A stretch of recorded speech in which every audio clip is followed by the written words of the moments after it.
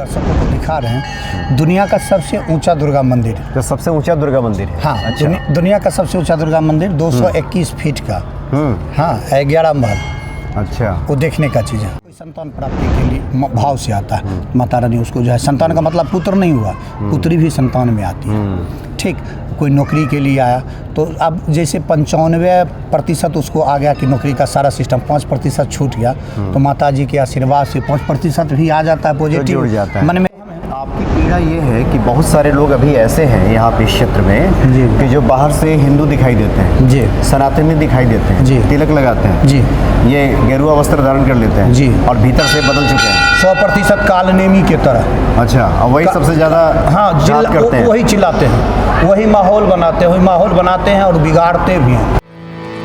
बहती जाए उमरिया के धार जोगिया, बहती जाए उमरिया के धार जोगिया, छूट जाएगा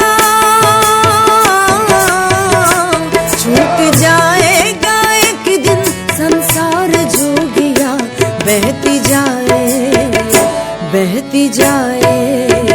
हो बहती जाए उमरिया के धार जोगिया, बहती जाए उमरिया के धार जोगिया, छूट जाएगा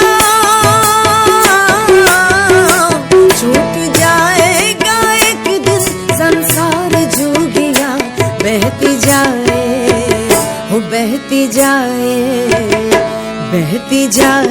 उमरिया के धार जोगिया, बहती जाए उमरिया के धार जोगिया।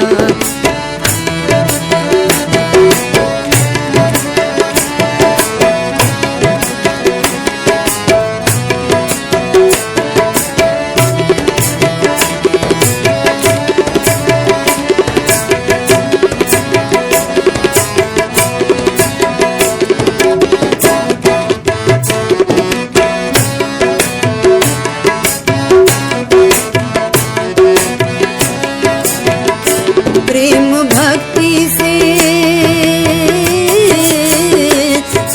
भक्ति से जीवन सजाया नहीं, अपने प्रीतम को दिल से मनाया नहीं, अपने प्रीतम को दिल से मनाया नहीं।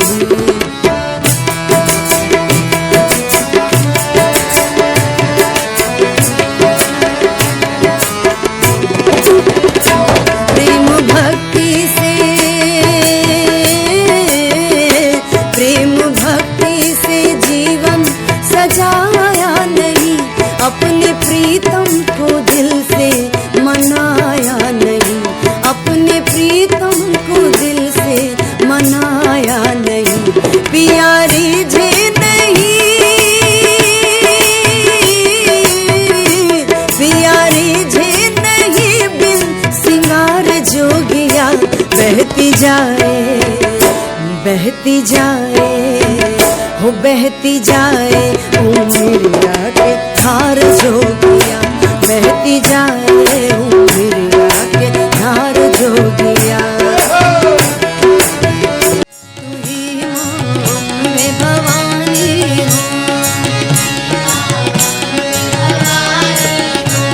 तू ही माँ में भवानी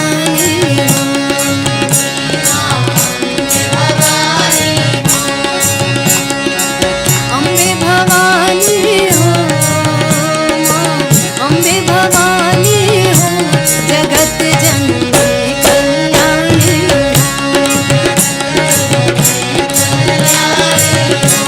तू ही माँ अम्बे भवानी हो,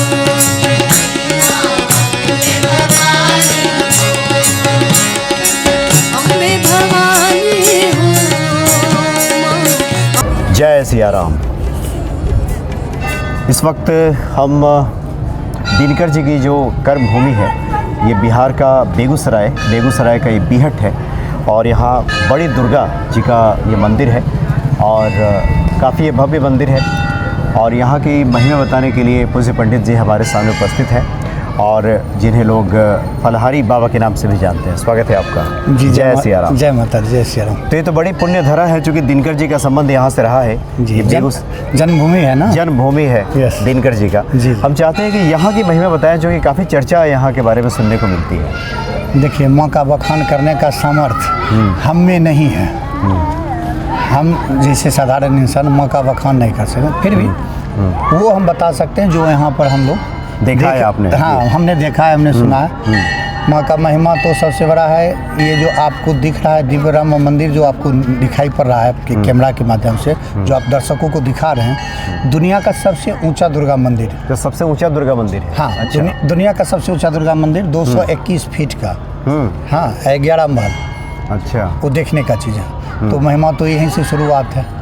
एक साधारण गांव, खूब ज़्यादा तो नहीं कहिए धनाढ्य, एक साधारण गांव। ये तो अपना राजेंद्र पुल का निर्माण हुआ था उस समय, बांध का जो है सो बांध बनाना, उसके बाद जो है सो हमारे गांव जो है सो अपने गांव को हम मानते हैं कि उस समय से धनाढ्य होना शुरू। कारण फसल तो होता नहीं था, गंगा मैया की वो कृपा थी कि इधर पूरा जो है सो जलमग्न हो जाता था। एक फसला होता था, उसी में सब लोग निर्वाह करते थे। तो भगवती की ऐसी कृपा हुई और बांध का निर्माण हुआ। उसके बाद जो है सो इधर के लोगों का पूरा चला। तो वो लोगों का जो बनाया गया है उसमें जो है सो आपकी नज़र के सामने में है और दिखाई दे रहा है। तो ये महिमा है माँ का, इसको महिमा में मानिए। जी जी जी। नहीं तो यानी कि इस मंदिर का कोई ज्ञात इतिहास नहीं, काफ़ी प्राचीन आप कह सकते हैं। ज्ञात इतिहास हमें नहीं है। बोलने का तो कुछ भी कोई भी बोल देता है तो चलता है। अब देखिए सिमरिया धाम जिसको आप देख रहे हैं, सिमरिया गंगा जी जिसको बोलते हैं, तो सिमरिया नाम कैसे पड़ा? तो जब अवध के जो हो रामचंद्र जी, जो अभी सिया राम आप बोले हैं, तो सिया जी के यहाँ सिया जी से विवाह उत्सव मनाने के लिए जब वहाँ से आए थे महाराज जी के साथ, तो ये मिथिला का धरती है। गंगा जी के इस पार कौन सा है? मिथिला है, और उधर अवध है। तो अवध से आए सिया को लेने के लिए, तो उस जगह का जो सीमा रेखा है अवध और मिथिला का मिला, उसको सिमरिया, सीमा रेखा को सिमरिया। अच्छा, सिमरिया इसका मतलब कहाँ से शुरुआत है?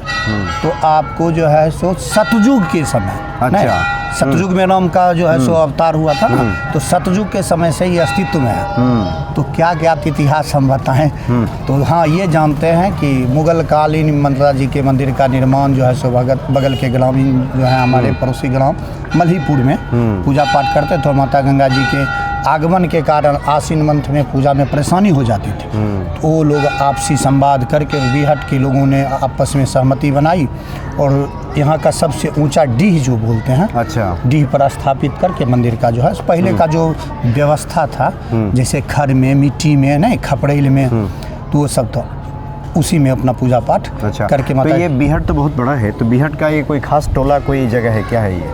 देखिए पूरा बीहट का 22 टोला, 22 टोला अभी बीहट का जो है सो नाम है, 22 टोला बीहट है। जैसे बहुत सारे हैं, खेमकरनपुर, इब्राहिमपुर, इस्माइलपुर, सफेगतपुर, सदानपुर, गुरदासपुर, और भी बहुत सारे टोला। 22 टोला है बीहट में। तो 22 टोला का डी यही था। अच्छा। यहीं पे हमारे पूर्वज जो थे, सबसे ऊंचा स्थान यही था, डी था। हाँ, डी पे सारे मतलब जो थे, उस समय की संख्या उतनी नहीं थी।